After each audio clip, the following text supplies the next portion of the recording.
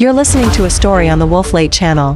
The following content is entirely fictional and a product of imagination and created for entertainment purposes only. This story is not based on real events and does not promote criminal behavior, violence, or superstition in any form. Some parts may contain crime, horror, and violence content. Viewer discretion is advised. This video is not suitable for children or anyone under the age of 18. Enjoy the story. On a rainy night, a woman, soaking wet, ran into the police station and shouted in panic, "My husband is missing. I want to file a report." This was the first case I handled after becoming a police officer, and also the most bizarre one I've ever encountered. A year later, on another rainy day, when the man's rotting body was discovered, I finally realized how foolish I had been. It was late at night, around 12:30 a.m. Outside, the rain was pouring down relentlessly. I was sitting in the duty room, struggling to stay awake, when suddenly, I heard a frantic knock at the door. Startled, I nearly fell out of my chair. It took me a few seconds to realize someone was knocking. I quickly splashed water on my face, woke up my colleague Harry, and rushed to open the door. Standing outside was a woman holding a broken umbrella. She was drenched from head to toe, trembling, and desperately shouting, "Officer! My husband is missing. I want to report it." I immediately invited her inside, poured her a cup of hot water and said, "Here, drink this to warm yourself up." She was shivering, her lips pale, a pitiful and terrified look on her face. "My husband hasn't come home for 2 days? Something terrible must have happened." Harry handed her a towel and pulled out a chair. "Please, take your time and tell us everything. My name is Liana. My husband's name is Noah. He hasn't come home for 2 days, and I haven't been able to reach him on the phone. This has never happened before, something must have happened to him." Her voice began to choke up. Harry and I exchanged glances, both feeling a sense of unease. I had just graduated from the police academy this year and started working as a patrol officer in this small town station last month. Harry was a senior, 2 years ahead of me, and had more experience, but in this quiet place, the job mostly involved settling neighbor disputes, and the worst we ever dealt with was petty theft. A missing person case like this was rare. "Are you absolutely sure your husband Noah is missing? Is it possible he's staying with a relative or friend and just forgot to tell you?" I asked cautiously. "No, that's impossible. Noah works at the forest station on the mountain east of town. Sometimes he stayed overnight there, but only in the duty room, and he would always come home the next morning." The woman's eyes turned red as she continued, choking on her words, "Today's already the 2nd day. I can't reach him by phone at all. He must be in trouble. Officer, please help me find him." "All right, try to stay calm," Harry said as he picked up the phone and called the police chief, briefly explaining the situation. After hanging up, Harry comforted Liana. "Ms. Liana, the chief is on his way here. Please wait a bit. It's already late and the rain is still heavy. Tomorrow morning, we'll head up to the forest station." After 6 hours, the rain had eased, and the sky had brightened. The chief led Harry and me, along with Liana, to the forest station where Noah worked.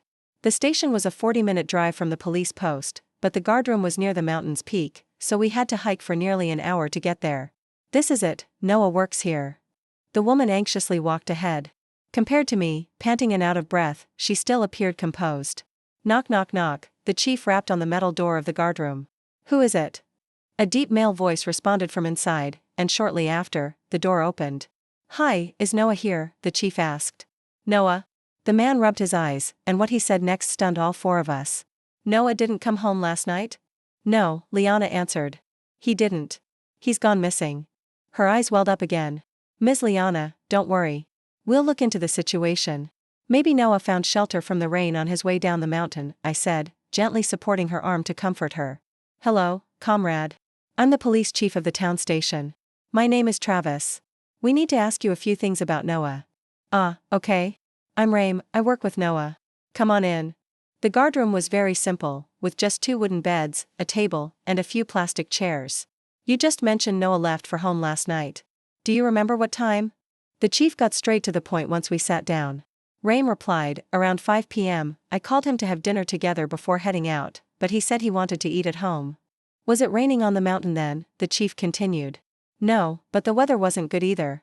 Noah's usually afraid it might rain, so he tends to hurry down," Raim explained. Liana added, "I tried calling him earlier but couldn't get through. Ah, the signal on the mountain is terrible, sometimes you have it, sometimes you don't. It's normal not to reach someone," Raim said, pausing briefly before continuing. "Plus, his phone is really old. The signal's even worse. I've told him many times to replace it, but he didn't want to spend the money. No, it's all my fault, Liana cried, pounding her chest. I kept telling him money is hard to earn and made him save every bit. It's my fault. Raim, do you remember exactly when the rain started? The chief asked, frowning, his expression growing serious. He'd been gone maybe 15 minutes when it started to rain. Honestly, I was worried too, Raim admitted. I called him, but I couldn't reach him. For a moment, the room fell silent. Liana's sobs filled the air, so sorrowful that my own eyes began to sting. A dark night, heavy rain, all alone, these elements combined made it nearly impossible not to imagine something terrible had happened. Go down the mountain and contact the town authorities. Begin a full search on the mountain, the chief ordered before opening the door and stepping out first. The case drew immediate attention from the town authorities, who quickly mobilized over 100 people to start a mountain-wide search. However, after 3 full days, most areas had been thoroughly combed, and not a single trace of Noah, not even a strand of hair, had been found. Every day, Liana came to the station to ask for updates. Her mental state was growing increasingly unstable. Her eyes were dark and sunken as if she hadn't slept in days. She looked frightening. The other officers whispered that she couldn't keep going on like this, but everyone tried to stay calm and compassionate. Chief, if Liana keeps acting like this, do you think she might do something drastic? I asked worriedly. To my surprise, my words became reality. A week later, after a thorough search still yielded no news of Noah, Liana completely broke down. She brought a bucket full of waste and dumped it right on the police station's door. The smell was horrific, it nearly knocked us all out. But Liana wasn't done. She stormed into the station, screaming like a madwoman, "Did you even search? How can a grown man just vanish? Did you even try to find him? Are you all just lying to me?" Liana was like a crazed woman, her eyes wild and full of hatred, as if she wanted to tear us apart. Harry had just returned from the mountain, his entire body covered in mud and sweat. Hearing her accusations, he couldn't contain his anger anymore. "Miss Liana, for the past week, over 100 of us have worked from morning to night, turning the whole forest upside down. How can you say we're lying to you? If you weren't lying, then what is this? After all these days, not even a trace of him? Aren't you the police? Aren't you supposed to be good at your job? Then why haven't you found a single person? Miss Liana, we are the police, but we're not gods. You. William, shut your mouth." The chief stepped in just in time, cutting off my words. "Liana, we understand how you feel. This morning I contacted the county office. They'll send 2 more people to help. After that, we'll expand our search to nearby towns. We promise, we'll give you an answer." "An answer? An answer? Every time I come here, you say you'll give me an answer. But what's the result? It's been a week, and my husband is still missing. I think you're all just lying to me. Sooner or later, you'll all suffer punishment from heaven and earth." The expressions on my colleagues' faces darkened. But since she was the one who reported the case, we could understand her grief, so we all tried to hold back our frustration. "Liana, I know you're worried right now, but this is a police station. Hope I what?" Liana cut off the chief before he could finish. "What's going on?" At that moment, a gentle-looking man appeared at the door. It was none other than Noah's friend, Holland. His eyes scanned Liana and the rest of us, and it seemed like he understood the situation immediately. He calmly walked over to Liana, handed her a package, and said gently, "Sister, this is something Noah left behind in the duty room. I cleaned up a little and was going to hand it to the officers here to pass on to you. Didn't expect you'd be here yourself, so no need for the trouble." She looked at the package and took it with trembling hands. "Sister, I understand you're heartbroken, but we also need to stay rational, right? Haven't you seen the officers getting up early every day, staying late, searching through the forest trying to find one person in such a huge area? How difficult that must be, and they haven't even complained once. We have to have a conscience." Holland's words warmed everyone's hearts. Liana opened her mouth as if to say something, but in the end, she simply clutched the package tightly and said nothing. Later, Holland even helped the officers clean up the mess at the entrance. Everyone looked at him with newfound respect. 2 days later, we joined forces again with officers from the county to search the surrounding area, but still, there was no sign of Noah. It was as if he had vanished into thin air like in a novel. Since the last incident, whether Liana had come to her senses or simply given up, she no longer caused trouble at the station. She only came by once a week to ask for updates. Time passed, 1 month went by. One day, someone walked in with Harry, and we found out he was a thief. This guy stole 4 phones. If we hadn't caught him on the spot, who knows how many more victims there would have been, Harry said as he gulped down a large glass of water. Sweat was pouring down his neck and forehead, you could tell catching the guy had taken serious effort. I asked, "So what do we do with the phones?" Harry replied, the SIM cards are still in there. He just powered them off. Check the system for their owners and tell them to bring their ID to pick them up at the station. Got it. I picked up the phones on the desk and checked them against the system. 3 of them matched with their rightful owners. But the last one, it was not only an old model but wouldn't even turn on. I stepped out to find someone who could repair it. Once it was fixed and turned on, I was stunned. The owner of that phone was Noah, the very person we'd been searching for over a month. I called Harry over in excitement, pointed to the phone, and said quickly, this phone belongs to Noah, the man we've been looking for this whole time. Harry was stunned for a couple of seconds, then immediately returned to the station to interrogate the thief. Where did this phone come from? The thief bent slightly and answered cautiously, it was stolen. Harry's face turned serious. When did you steal it? From whom? What did that person look like? Tell me clearly. Officer, when I steal something, I don't care what the person looks like. Are you trying to make things hard for me? Harry slammed the table, emphasizing. Try to remember. This is no joke. The owner of this phone has been missing for over a month. If you don't give us a clear answer, we have reason to suspect you're involved. Hearing this, the thief clearly panicked. He cried out in protest and pointed at the phone. Okay, I didn't steal this phone. I picked it up. Picked it up? Where? I asked urgently. The thief frowned, then suddenly slapped his thigh. Near the Western Cemetery. Yes, that's it. Cemetery. Harry and I looked at each other, confused. We couldn't understand why Noah's phone would show up at a cemetery. The thief continued confessing, at the end of last month, it was my mom's death anniversary, and I went to the cemetery to make offerings. That's when I found the phone. I even thought maybe my mom saw how filial I was and gave me a little gift. The exact date was May 27th. That was the 4th day Noah had gone missing. At that time, we were conducting a large-scale search at the Eastern Forest Station. Was any data deleted from the phone? No, absolutely not. The thief waved his hands frantically. When I found it, it was powered off and wouldn't turn on. I initially planned to sell it, but the model was too old and broken. I couldn't find anyone to buy it, so I just carried it around, hoping to run into some fool who'd take it off my hands for some cash. Anything else to report? No, nothing else. Officer, I really did just find the phone. Please believe me, I had nothing to do with that guy's disappearance. All right, we got it. After leaving the room, Harry reported the situation to the captain.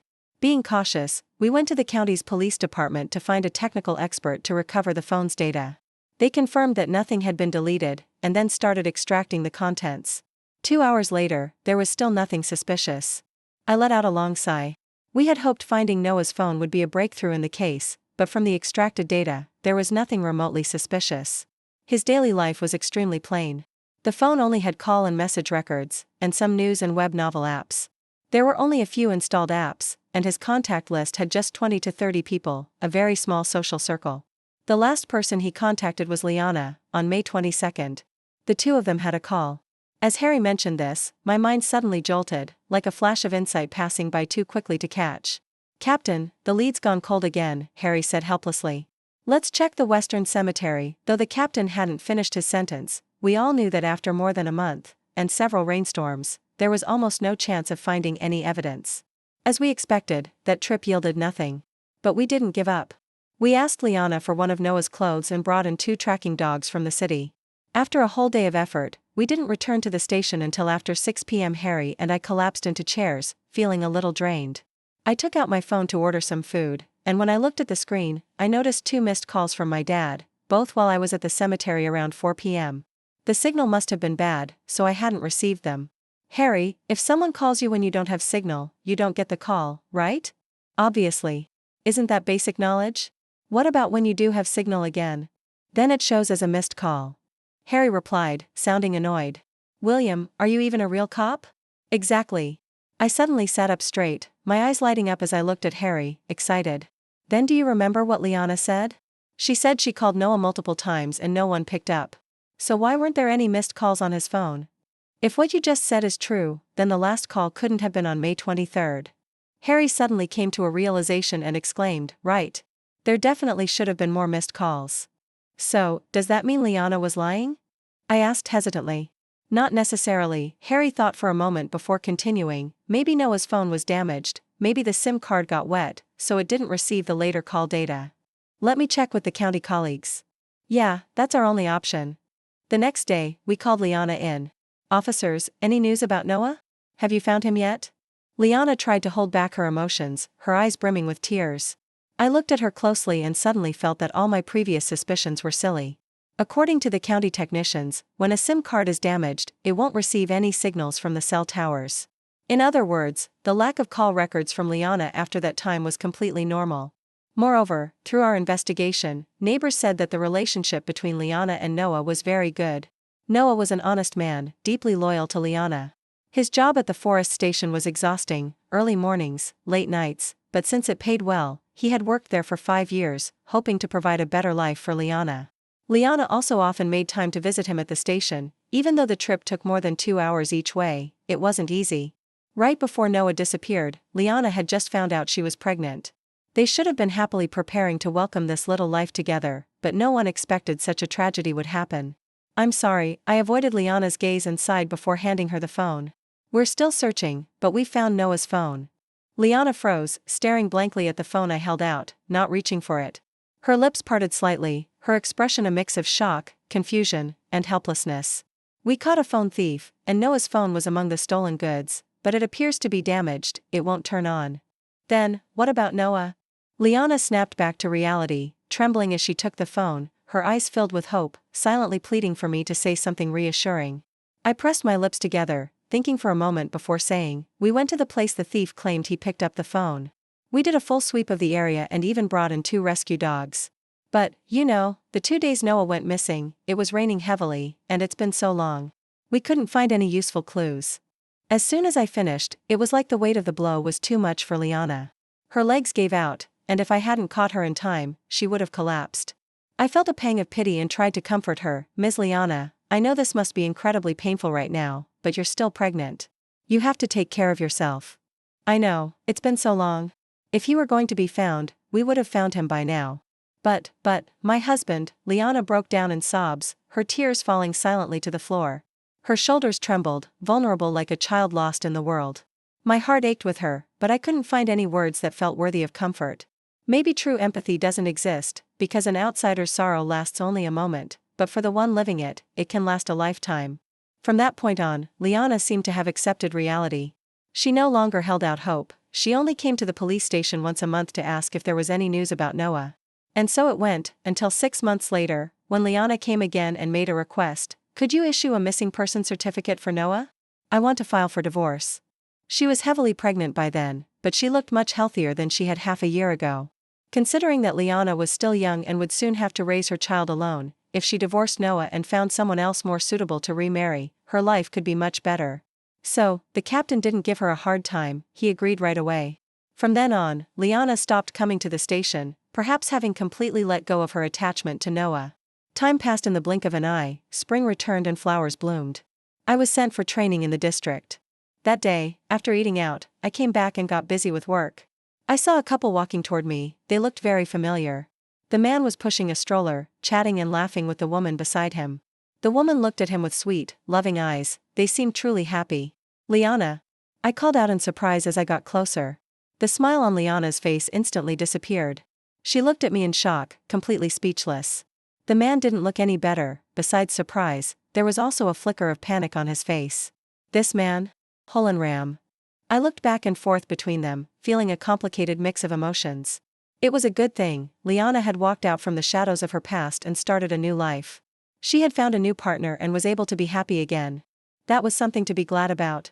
But, that man was none other than Holenram.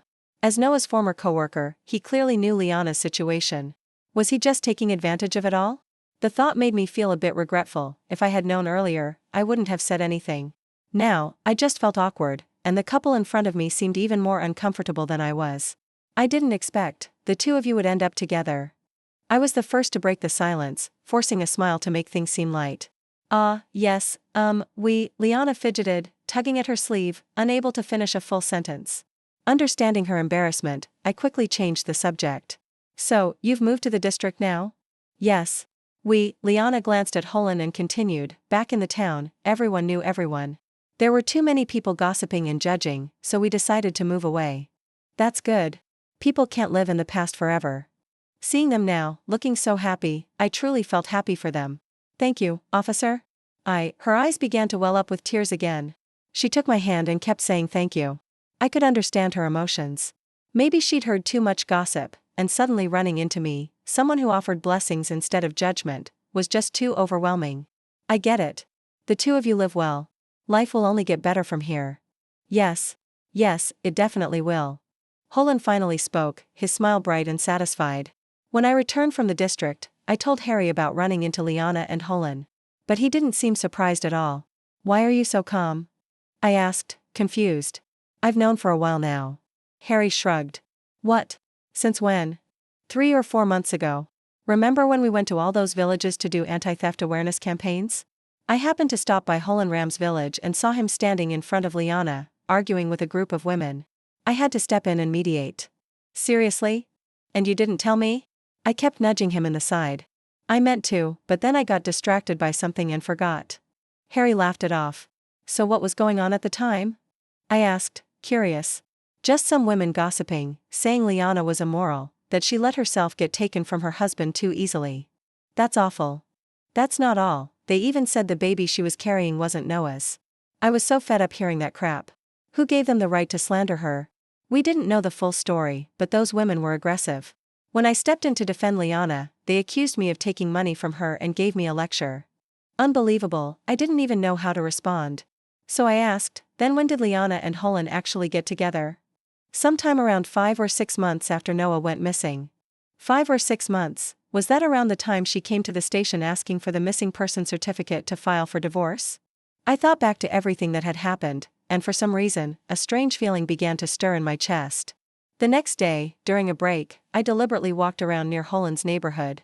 After asking around a few times, I finally found one of the women who had argued with Holland. She was a big woman and spoke in a strong, aggressive tone. What kind of man are you? This happened so long ago, and you're still out here trying to stir up trouble. I smiled politely and said, Ma'am, I think there's been a misunderstanding. I'm a police officer. I heard there was some tension between neighbors before, so I'm just here to understand the situation a bit and maybe help smooth things over. Smooth things over? What's there to smooth over? They've already moved away. There's nothing left to say. She still didn't look pleased. Please don't be upset, ma'am. If there's a problem, let's just deal with it calmly. I gently took her arm and led her to a nearby bench to sit down. Then I tried asking, You've met Holenram's wife, right? His wife?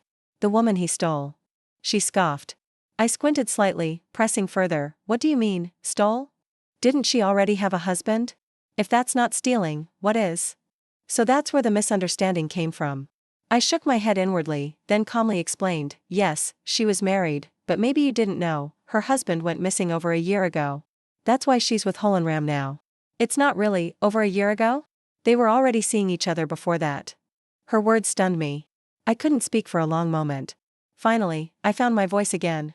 Ma'am, Holenram used to be Liana's husband's coworker. Maybe they were just in contact back then, and you misunderstood. Misunderstood?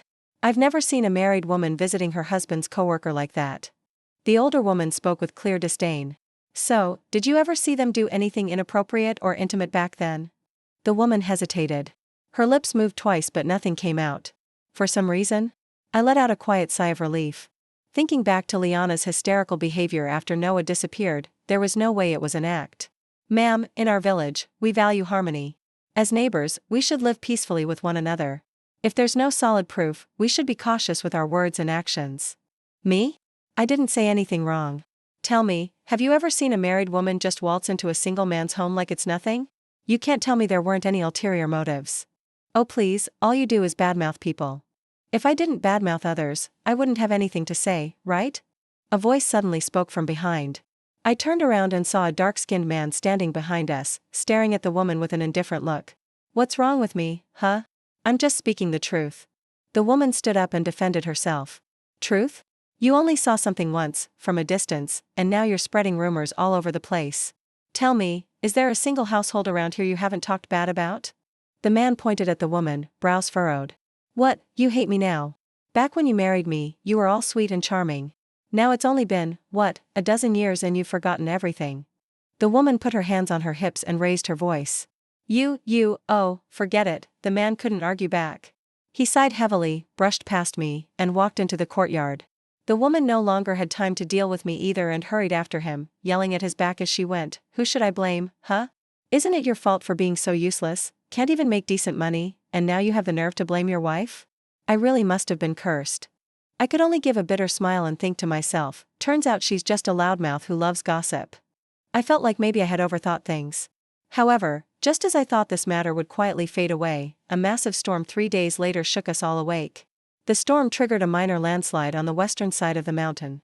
While local authorities were urgently organizing the cleanup efforts, a citizen came to the police station to report that they had found a severely decomposed male corpse near the landslide area. The body was brought back, and it turned out to be Noah, the man who had been missing for nearly a year. His body bore multiple knife wounds, clearly the victim of murder. The atmosphere in the police station turned more tense than ever before. A year ago, Noah's disappearance had caused quite a stir. It had consumed enormous manpower and resources, yet not a single clue had turned up, making it an unresolved case. And now, the missing man from back then had returned to us like this. He lay in the morgue, but it felt like he had slapped every officer who had handled the case back then straight across the face. Our helplessness had left the victim unable to seek justice in life, and it took the intervention of nature itself for the truth of his injustice to come to light. According to the citizen who reported it, Noah's body had been stuffed into a large sack. It was likely that the recent landslide had caused the sack to roll out from its hidden burial spot, leading to its discovery by a passerby. Harry exhaled a cloud of smoke, his voice somewhat tense. The autopsy confirmed that Noah was stabbed to death. It was definitely murder. The captain looked around the room, and Harry began handing out the case files to each of us. "These are the investigation documents from a year ago. Everyone, review them carefully. The higher-ups are paying very close attention to this case, and the longer it drags on, the more rumors will spread. I hope everyone stays sharp. Whatever you think, speak up. We must solve this case within 10 days. "Yes, sir." I flipped through the files, a sense of frustration building inside me. A year ago, I had been involved in the entire investigation, but never found anything suspicious. So who was it? Who could possibly harbor such hatred that they'd murder Noah in such a brutal way? Just then, the captain's phone chimed. He glanced at the screen, and his eyebrows instantly skinship together. There was a faint logo on the sack Noah was stuffed in. "I asked someone to digitally restore the image," he said as he held the phone up to show us. The words, "Mantem Forestry Station," appeared clearly on the screen. The captain looked us over and barked, "Let's go. Time to have a talk with Holenram." An hour and a half later, we stood in front of Holen's door. When he saw that it was me knocking, his smile hadn't quite faded yet. But the moment he spotted Harry and Captain Travis behind me, his expression visibly stiffened. Then, as if something suddenly clicked in his mind, his face turned pale. In that instant, I knew, it was Holenram. I thought back to the first time we met. He had acted completely clueless, had calmed Liana down at the police station, and even helped us clean up the mess Liana had made at the door. This man had practically earned the trust of everyone at the station. But unexpectedly, he turned out to be the murderer, the one who had killed his own colleague, someone who had once been his friend. "Holen, do you know why we're here?" the captain began. Holen swallowed hard, trying to steady himself, but in the end, he failed. A bitter smile appeared on his face, and his shoulders slumped. After more than a year of living in fear, thinking he had gotten away with it, the inevitable had finally arrived. Holenram quickly confessed the entire process of the crime. According to him, that day he and Noah had a few drinks. A small disagreement turned into an argument, and the alcohol only made things escalate. In a fit of drunken rage, while Noah let his guard down, Holen grabbed a fruit knife from the table and stabbed him. By the time he came to his senses, Noah was already lying in a pool of blood on the ground, lifeless. He was so terrified that he sat frozen for a long time before regaining his composure. Then, he put Noah's body into a forestry sack. The captain asked, "Why did you bury Noah near the Western Cemetery?" Noah went missing, so of course his family would report it to the police. They would definitely come ask me about him. Back then, I thought if I buried him at the forestry station, he might eventually be found. That's why I buried him out west instead. "Then how could you be with Liana without feeling the slightest guilt?" I questioned. "Liana's not home right now. She probably never imagined that the man she leans on today is the very one who killed her husband. It's ironic, isn't it?" Holen hung his head in silence, his bangs covering his expression, making it impossible to tell what he was thinking. But just as we believed the case was about to be wrapped up, an unexpected twist shattered everything. "You've got the wrong person. Noah was killed by me, not Holenram." The sharp voice of a woman cut through the calm like a blade. "Liana. She arrived faster than we'd expected. Just 10 minutes ago, I had called to inform her, and now she was here." Liana, Holenram already confessed. I stepped forward, but the words caught in my throat. Perhaps she truly loved Holenram now, otherwise, why would she burst in, claiming she was the one who had committed the murder? No, he didn't kill Noah. I did. You've arrested the wrong person. Liana grabbed my arm, her grip so tight that I could feel pain even through the uniform. Liana, calm down. I frowned. Take a breath and explain yourself. Motive, reasoning, sequence, Holenram has already given a full confession, and everything matches up. What are you trying to do by taking the blame for him? No. He's lying to you. I killed Noah. I'm the one who killed him. Liana glared, her expression fierce and feral. It reminded me of when Noah first went missing.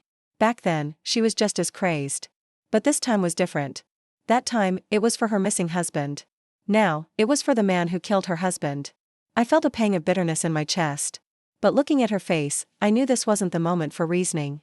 So I asked again, if you say you're the one who killed him, then tell me, where did you bury Noah? To the west, near the western cemetery, she answered. That answer pierced me with heartache. When I looked at her, it felt as if the woman standing before me was no longer the same person I once knew.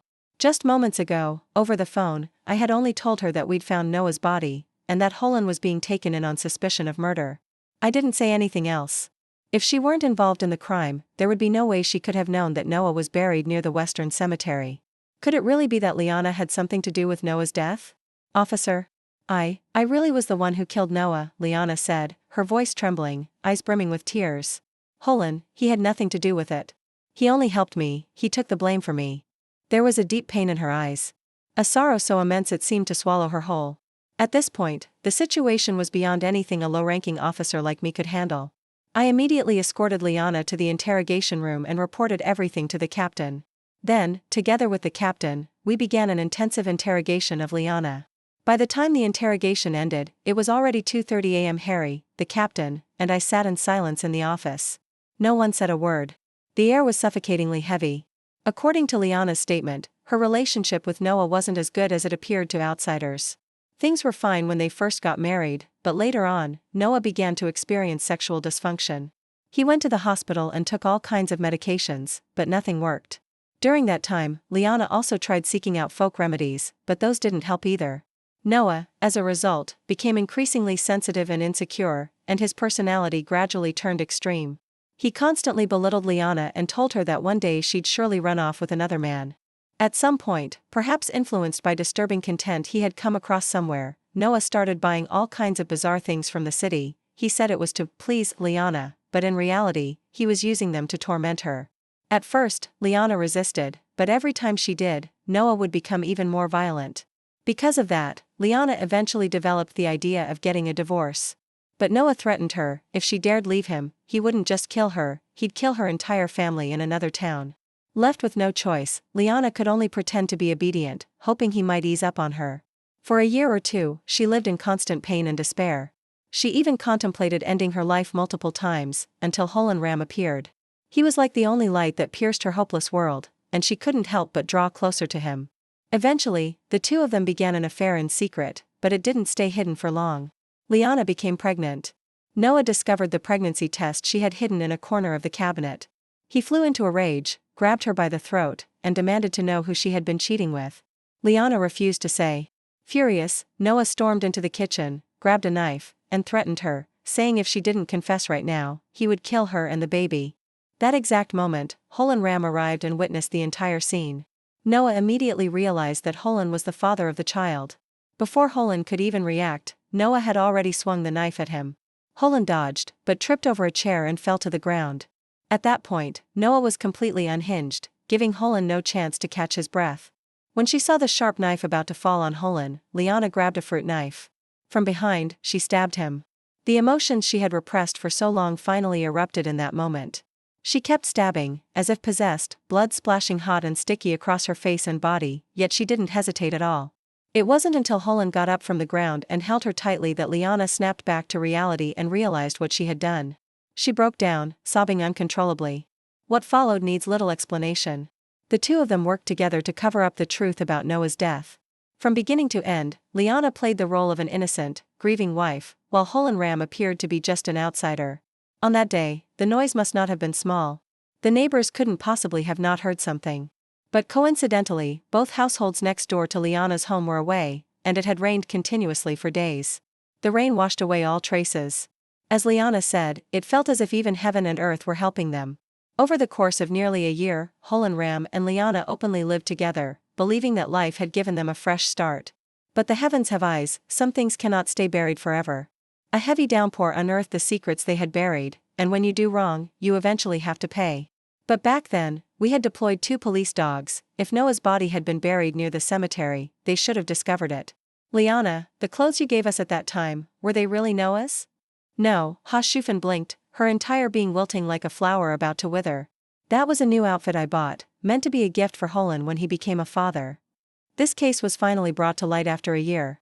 During that year, we actually had many chances to get close to the truth. For example, the phone that accidentally fell out when Liana and Holen were disposing of the body. Later, I asked Holenram and Liana about it. They said they had called Noah many times. But whether that was true or not, both of them shook their heads and admitted they made it all up. If it hadn't rained that day, if Noah's phone hadn't been damaged, we could have checked the call logs and known right away they were lying. Or, if we hadn't been so quick to assume they were just the grieving wife and the victim's friend, and had instead checked their phone contacts, we might have found something suspicious. But unfortunately, we were fooled by the image they both created. If it hadn't been for that storm, Noah might have remained buried forever. Of course, Liana did have her reasons. But wrong is still wrong. No matter how justified it may seem, you still have to be held accountable. That's the end of today's story, everyone. This story reminds us that there are always better ways to handle things, but people often choose the worst and most destructive path. And yes, no matter what your reason is, doing something wrong is still wrong. And if you've done something wrong, no matter how well you hide it, it will never stay hidden forever. And once again, this video contains fictional horror content involving violence and crime themes. All characters and events are entirely fictional and created for storytelling and entertainment purposes only. Viewer discretion is strongly advised. And that wraps up today's storytime video. Wolf thanks you all so much for supporting this content. Don't forget to like and subscribe for more storytelling videos from Wolf. See you next time.